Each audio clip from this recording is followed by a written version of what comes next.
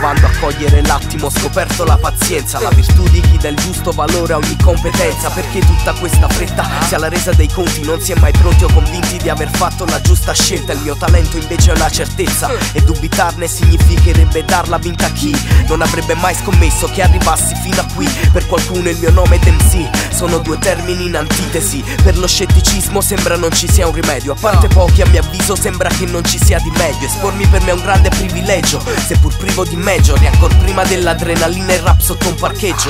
Ora che metà scena conosce già il mio nome, ho sulla schiena il peso della mia generazione. È una presa di posizione, mai per presunzione, prova a smentirmi dopo l'ennesima dimostrazione. Li ho visti tanti screditarmi e ridere di me, non è mai stato un problema come l'aspettavo. Dire la mia senza perdermi in troppe chiacchiere non è mai stato un problema come l'aspettavo. Se avessi perso le speranze nemmeno ci proverei. Sì, forse avrei meno domande ma non mi riconoscerei. Sai, manca il coraggio per la scelta più importante. Ho fatto passi da gigante, dato il massimo ma basterà. La giovane età non fungerà da scusante. Con disarmante sarcasmo penso che lo stress mi ammazzerà.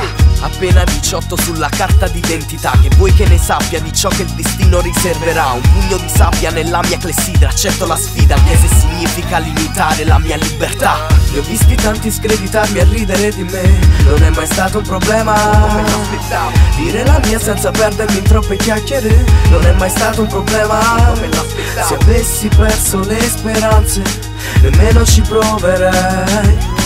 Sì, forse avrei meno domande ma non mi riconoscerei.